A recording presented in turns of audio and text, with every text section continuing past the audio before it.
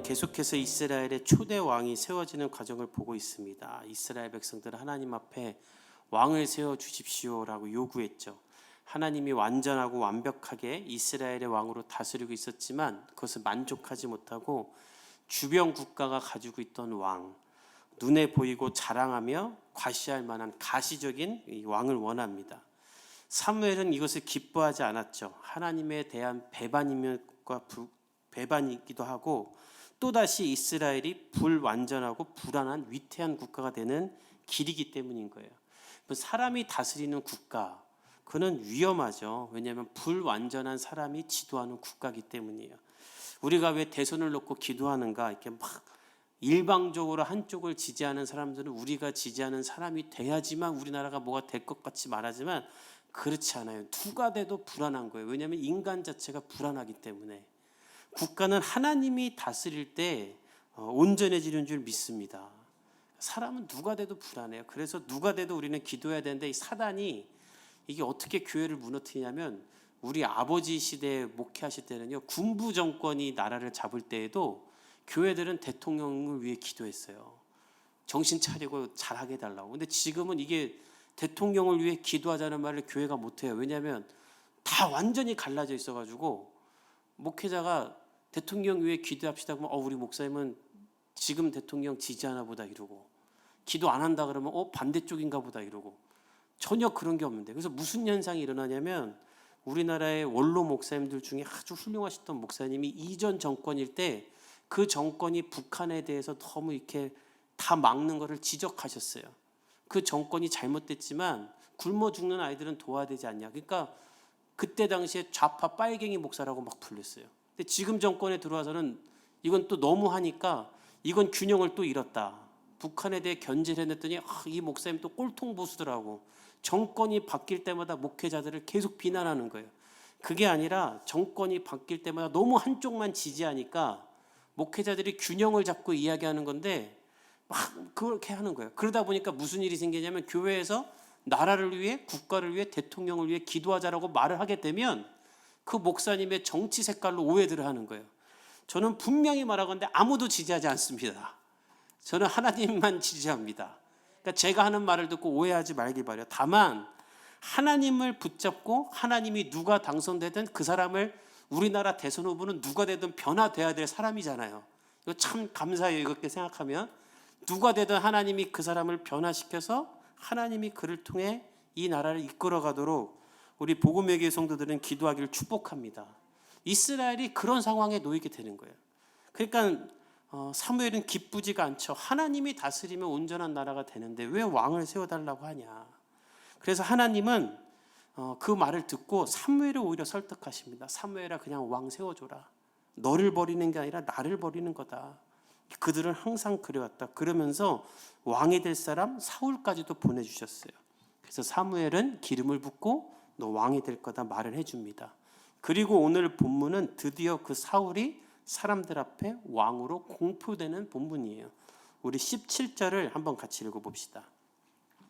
17절 시작. 사무엘이 모으고, 사무엘이 이제 왕을 세우고자 이스라엘 백성들을 여호와 앞에 불러 모읍니다. 근데 어디에 불렀는가가 중요해요. 미스바로 불렀다. 원문을 보면 그 미스바, 이스라엘 사람들 모두가 알고 있는 그 미스바로 부른 거예요. 이 그 미스바는 어떤 곳인가? 우리가 보았지만 사무엘상 앞에서 봤죠. 이스라엘 백성들이 블레셋에게 2번이나 패하고 수만 명이 죽고 하나님의 법궤도 빼앗겨서 죽게 생겼을 때 이 미스바에서 사무엘이 모든 사람을 불러 회개하게 하고 바알과 아스타롯을 비롯한 우상들을 다 버리게 하고 온전한 번제를 드렸죠. 그래서 하나님은 이 미스바에서 블레셋을 이기게 하시고 이스라엘을 구원하셨습니다. 즉 이 미스바는 패배의 이스라엘이 승리의 이스라엘이 되었던 아주 국가의 기념비적인 전환점인 장소인 거예요. 이 장소로 사무엘이 사람들을 불러요. 여기서 사람들은 하나님의 영광이 우리에게 돌아왔다라고 외쳤죠. 그리고 말하는 겁니다. 이제 왕을 세우겠다.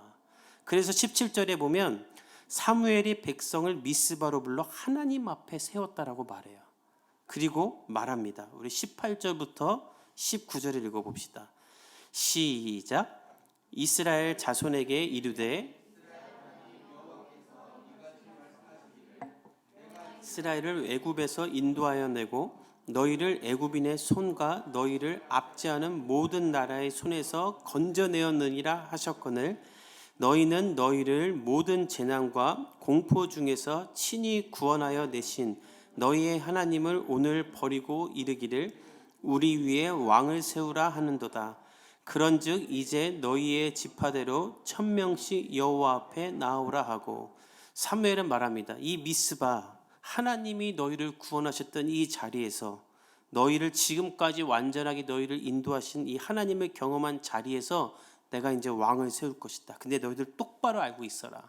지금 왕을 세운다는 건 너희를 애굽에서 인도하여 내고 너희를 애굽인의 손에서 건졌으며 너희를 압제하는 모든 강다국에서 너희를 구원하신 하나님, 너희의 모든 재난과 고통 중에서 구원하여 내신 너희 하나님을 버리는 것이다 라고 말하는 거예요. 그리고 왕을 세워주겠다라고 사무엘이 말하는 거예요. 즉 두 가지 메시지예요. 첫 번째는 너희는 지금 너희를 구원하신 하나님을 이 미스바에서 버리고 있는 것이다. 두 번째는 너희가 원하는 왕을 세워주겠다. 중요한 것은 제가 이게 상상을 할 때 사무엘이 이 두 가지 메시지를 던질 때 사람들이 어디에 더 귀를 기울였을까? 아, 우리가 지금 하나님을 버리고 있는 거다. 이 말에 귀를 더 기울였을까? 아니면 드디어 왕이 세워지는구나. 여기에 귀를 기울였을까? 저는 후자라고 확신해요. 왜냐하면 사무엘의 말에서 알 수 있어요. 18절과 19절을 잘 보세요. 가장 많이 나오는 단어가 필요 이상으로 많이 나오는 단어가 있어요. 너희라는 단어예요.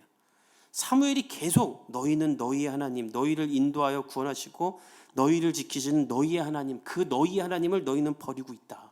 이 이야기는 사무엘이 그냥 말하는 게 아니라 날이 선체로 한 사람 한 사람을 뚫어지게 보면서 너희는 너희의 하나님을 버리고 있다라고 말하는 거예요. 그리고 이 말은 이미 사무엘이 여러 번 했던 말이죠. 근데 왜 또 하는가? 사무엘이 나이가 들어서 꼰대가 돼갖고 계속 말하는 건가? 아니에요. 이 사람들이 지금 하나님을 버리고 있다라는 것에 대한 자각함은 전혀 없는 거예요. 마치 부모에게 초콜릿 달라고 하는 아이와 같아요. 제가 저희 아이 어린이집 끝내고 이렇게 어린이집 놀이터에서 놀면 부모들이 다 같이 놀아요. 그럼 아이들이 엄마들한테 젤리 주세요, 초콜릿 주세요 그래요. 그 엄마들은 주면서 기꺼이 주는 엄마는 한 명도 없어요. 다 주면서 단서를 달아요. 하나만 먹어 이빨 썩어. 하나만 먹어 이빨 썩어. 근데 아이들은요 하나만 먹어는 귀담아 듣지 않아요. 이빨 썩어도 귀담아 듣지 않아요. 초콜릿 준다에만 그냥 거기에만 꽂혀 있어요. 어차피 그 말은 엄마가 맨날 하는 말이에요. 아이들의 눈은 초콜릿에만 가 있어요. 내 건강 해칠 거란 생각은 없어요. 이스라엘 백성들이 그런 거예요. 사무엘이 너희는 지금 하나님을 버리고 있는 거야. 근데 그 말은 들을 생각이 없어요. 들리지도 않아요. 그저 새롭게 세워질 왕만 보고 있는 거예요. 우리도 조심해야 됩니다. 여러분의 삶에 어떤 새로운 전환점, 새로운 것이 일어날 때 여러분 꼭 점검할 것은 이것이 내가 지금 하나님 안에서 주어지는 것인지 내가 하나님을 버리고 다른 것을 택하고 있는 것인지를 여러분 항상 매일 점검할 수 있기를 축복합니다. 완전히 다른 거기 때문에요. 그래서 사무엘은 지금 속이 타들어가는 거예요. 그래서 마지막으로 한 번 더 너희는 하나님을 버리고 있는 거야 라고 말을 하는 거예요. 그리고 왕을 세워줍니다. 우리 20절에서 21절을 읽어봅시다. 시작. 사무엘이 이에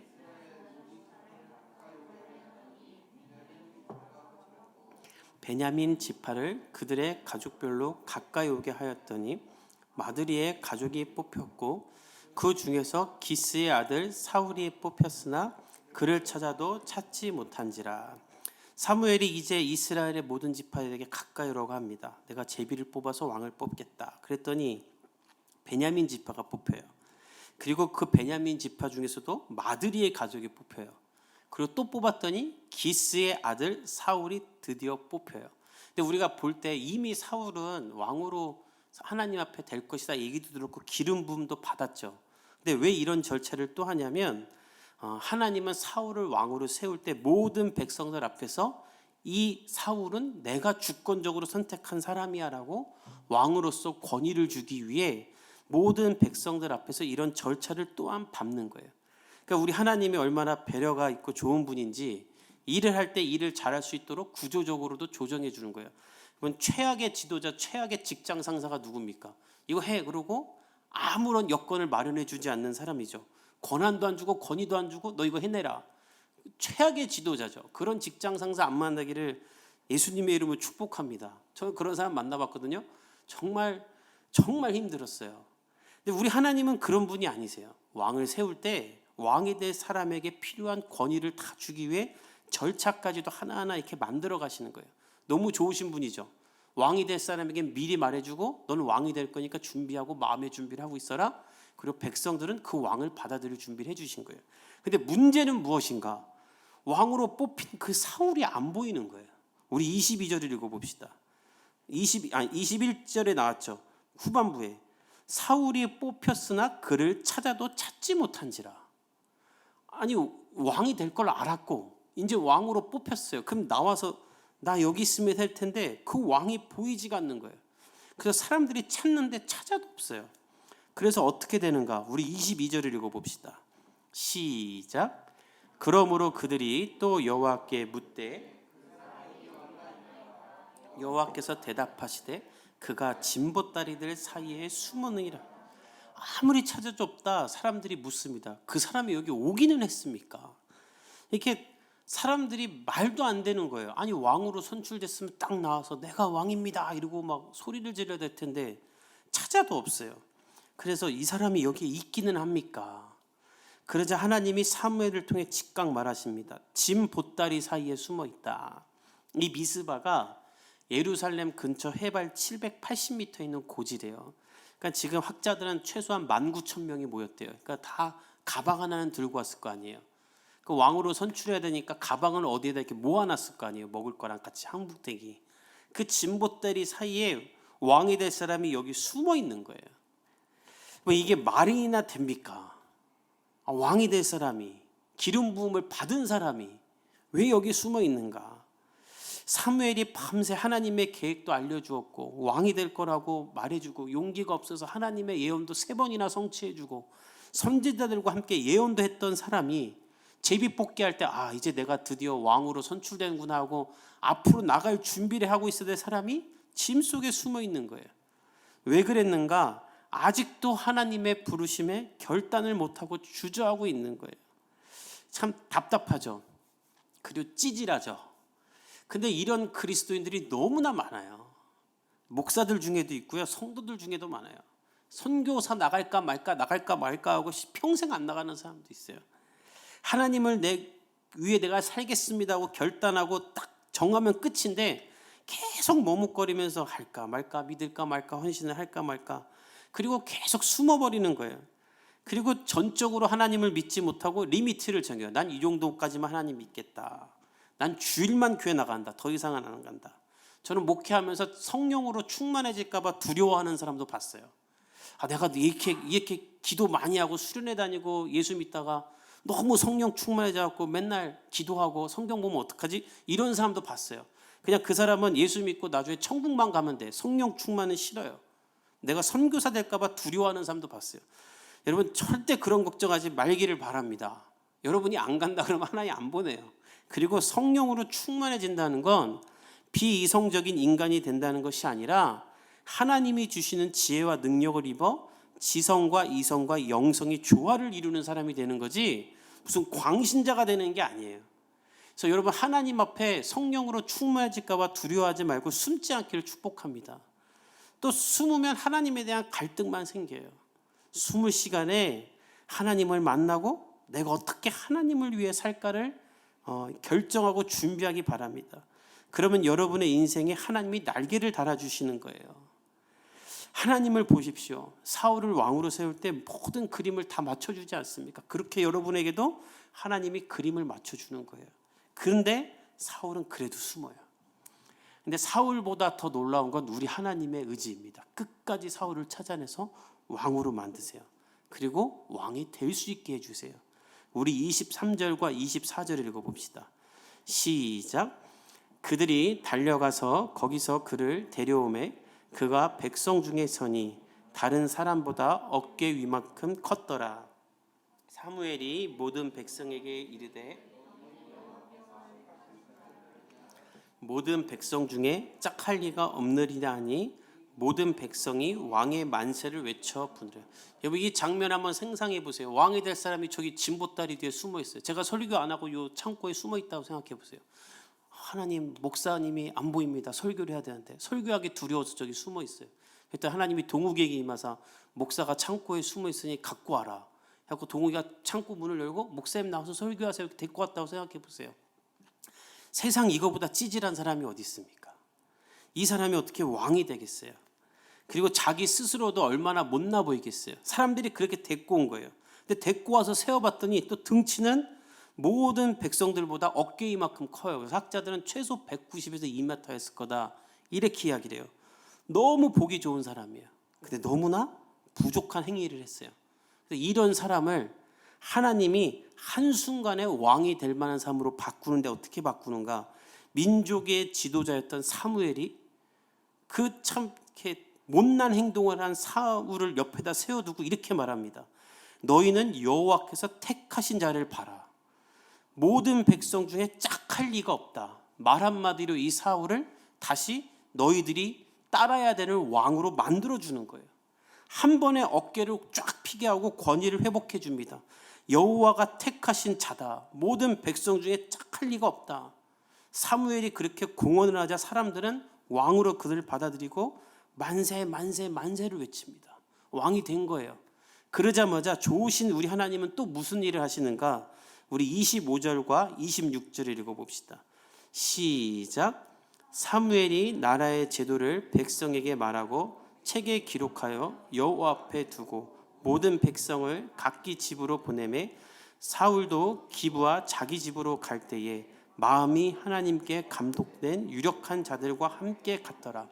왕을 세우자마자 하나님은 무슨 말씀하냐면 이 왕이 이 나라를 잘 이끌 수 있는 제도를 그 자리에 바로 만들어줘요. 이제 왕정 국가가 됐으니까 그에 따른 제도를 만들어주는 거예요. 사울이 이 나라를 잘 다스릴 수 있는 제도. 예전에 우리 그 전 세계 축구팀 중에 레알 마드리드라는 축구팀이 있었어요. 전 세계에서 제일 잘하는 사람들 다 갖다 놨어요. 근데 성적이 안 나요. 왜? 이 구조가 이게 포지션별로 이게 행위가 나눠져야 되는데 그냥 잘하는 애들만 갖다 놓으니까 엉망진창이 되는 거예요. 제도가 필요하죠. 그래서 하나님은 사울이 훌륭한 왕이 되도록 제도를 만들어줘요. 뿐만 아니라 유력한 자들을 붙여줬다. 이 유력한 자들은 원문을 보면 돈이 있는 사람들, 힘이 있는 사람들을 말해요. 왕에게 필요한 것을 제공해 줄 수 있는 사람들을 말해요. 그리고 왕의 말에 힘을 줄 수 있는 사람을 하나님이 옆에다가 붙여주는 거예요. 그래야 사울이 왕으로서 사명을 감당할 수 있기에 하나님은 이 사람들을 붙여주는 거예요. 사울을 보필하도록. 근데 이 사람이 왜 필요했는지는 왕이 되자마자 바로 나와요. 우리 27절을 한번 읽어봅시다. 시작. 어떤 불량배들은 이르되 이 사람이 어떻게 우리를 구원하겠느냐 하고 멸시하며 예물을 바치지 아니하였으나 그는 잠잠하였더라. 이 사울이 왕이 될 때 반대하는 사람들도 있었어요. 반대할 만하죠. 왕이 될 사람이 짐 속에 숨어 있고 또 베냐민 지파고 여러 번 설명했지만 이스라엘에게 전쟁을 하게 만든 지파 출신 사람이에요. 그러니까 이 사람은 왕이 되면 안 될 사람이라고 여기는 불량배들이 있었던 거예요. 근데 그때 오늘 보면 사울은 잠잠히 있었다. 왜 잠잠히 있을 수 있었는가? 그를 지지하는 사람들이 이미 사울 옆에 있었고 사울도 굳이 싸울 필요가 없었던 거예요. 자기의 사람들로 만들면 되기 때문이죠. 오늘 이 본문을 통해 우리가 무엇을 깨달아야 되는가? 저는 여러분이 하나님이 여러분을 부르실 때 숨지 말고 나와 하나님 앞에 헌신할 수 있기를 축복합니다. 다 준비해 놓고 여러분이 하나님의 영광을 위해 살 수 있도록 하나님이 여러분을 또 이끄시는 거예요. 여러분과 하나님이 함께 하실 줄 믿습니다. 하나님이 다 하시는 거예요. 저는 이 본문 보면서 저 신학교 갈 때가 생각났어요. 제가 독일에서 유학하고 군대 갔다 와서 다시 독일 유학 가려고 한 달을 살았는데 이 마르크 쓰다가 유로화로 바뀌니까 환율이 너무 오른 거예요. 그래서 살 수가 없는 거예요. 제가 있을 때는 50만 원만 갖고도 살 수 있었어요. 근데 이게 안 돼요. 저 어떻게 해야 되나, 이제 뭘 해야 되나 하고 인터넷으로 인터넷 예배를 드렸는데 한 교회에서 캐나다 밴쿠버로 16명이 선교사를 나간다는 거예요. 그래서 제가 보면서 나도 저기 나가면 좋겠다. 그냥 그러고 한국에 왔어요. 근데 왔는데 그때는 로밍이 잘 안 될 때니까 딱 켰더니 부재중 전화가 정말 수십 통이 와 있는 거예요. 그 교회 사람들한테. 그래서 왜 나한테 전화했더니 밴쿠버로 16명이 선교사로 파송을 나가는데 찬양팀을 만들어서 가는데 기타 칠 사람이 없다. 근데 여러 사람이 너를 추천했다. 그래서 면접을 보라는 거예요.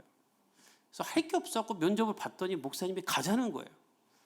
근데 그 교회 등록교인이 아니에요. 근데 7주 과정이에요. 그 교회는 등록교인이. 그 교회 되게 이렇게 수석 목사님 중에 저를 이뻐하시는 분이 그렇게 많이 보지 않았는데 얘는 내가 보장할 수 있다고 보내라 그래갖고 갔어요. 그렇게 1년을. 그래서 1년 하고 왔는데 1년 하고 왔더니 또 할 게 없는 거예요. 이게 나이는 27이 됐고. 근데 저를 어렸을 때 지도해주던 목사님이 본인 학교 신학교라고. 근데 너무 가기가 싫은 거예요. 신학교는. 근데 할 게 없잖아요. 그래서 성경고사 보러 이제 갈까 말까 하다가 안 가기에는 용기가 없고 가기는 싫고 늦게 가서 시험을 못 보는 걸로 만들어야겠구나. 그래서 늦게 갔어요. 일부러 15분을. 딱 갔는데 감독관이 그 목사님이야. 늦게 왔는데 보라는 거예요. 그래서 봤어요. 근데 제가 봤을 때는 성적이 안 나왔을 것 같은데 그 목사님이 그냥 붙인 것 같아. 그래서 붙었어요. 그래서 한 학기는 엄마 아빠가 등록금 대주니까 한 학기만 다니고 말하겠다 했더니 또 어떤 미국에 있는 교회가 졸업할 때까지 학비를 대준다 그래가지고 4년을 다니게 된 거예요. 근데 밴쿠버에서 1년 동안 지금 이제 큰 교회 수석 목사님을 계시는 분과 같이 있다 보니까 목회를 너무 많이 배웠죠. 신학을 공부하기 전부터. 그래서 기도했어요. 이거 계속 할까요 말까요. 근데 제가 4학년 때 기도하는 중에 A.W. 토저의 이것이 성령님이다라는 책을 읽고 큰 은혜를 받고 기도가 불이 붙었을 때 하나님이 아무도 안 가려고 하는 교회 전도사로 가라라는 분명한 마음을 주셔서 전도사 공고 사이트에 봤더니 계속 전도사를 못 구하는 교회가 있길래 거기 원서를 넣었어요. 면접을 보러 갔더니 정말 교회가 너무 허름한 거예요. 그래서 제가 들어가는 순간 이 교회는 절대 오지 말아야겠다고 면접을 보고 나왔는데 목사님이 나가자마자 우리 교회에서 사역하면 좋겠다고. 그래서 코가 껴서 거기서 사역을 했어요. 2년 동안 거기서 사역을 하는데 하나님이 정말 은혜를 주셔서 17명 모이던 아이들이 40명이 됐어요. 그리고 그 교회가 있던 노회에 좀 큰 교회로 가게 됐어요. 그리고 그 교회에서 제가 전에 있던 교회 아이들이 생각나서 이 조그만 교회들을 위한 수련회를 해야겠다. 근데 청년들이 많이 부흥을 했어요 또. 그래서 1년에 공짜로 작은 교회들 30개 교회들을 모아서 600명, 700명을 공짜로 수련해 줬는데 이 수련회가 너무 잘 되고 은혜롭게 됐어요. 근데 그 수련회 오시던 강사 목사님이 제가 목사가 될 때 자기 교회 부목사로 오라고 저를 부르셨고 거기서 3년 하고 복음의 교회를 개척하게 된 거예요. 하나님이 다 이렇게 준비를 해놓으셨던 거예요. 근데 그때마다 저는 주저했죠. 근데 주저하지 않고 하나님이 다 준비하신 길을 걸어가자 여러분과 제가 함께 이렇게 교회를 세우고 예배를 드릴 수 있게 된 거예요. 여러분의 삶에도 이런 하나님의 역사가 일어날 줄 믿습니다. 숨지 말고 나와 하나님의 부르심에 순종하면 이 찌질했던 사울을 한순간에 권위의 왕으로 만드신 하나님이 여러분이 속한 어느 곳에든지 여러분을 하나님의 사람으로 높이실 줄 믿습니다. 우리 그런 한 해가 되기를, 새해가 되기를 예수님의 이름으로 축복합니다. 우리 한번 같이 기도합시다. 이 시간 기도할 때 하나님 아버지, 하나님이 나를 부르실 때 숨지 않게 하여 주시옵소서. 하나님이 나에게 앞으로 나오라고 할 때 주저하거나 머뭇거리거나 숨어 있지 않고 하나님의 부르심 앞에 나가 주님이 준비하신 모든 하나님의 과정들을 보게 하시고 하나님이 주시는 힘을 경험하게 하시고 그냥 하루 살다 가는 인생이 아니라 하나님의 나라와 영광을 위해 사는 인생이 될 수 있도록 성령께서 나를 붙잡아 주시옵소서. 통성으로 함께 기도하며 주님 앞에 나가도록 하겠습니다.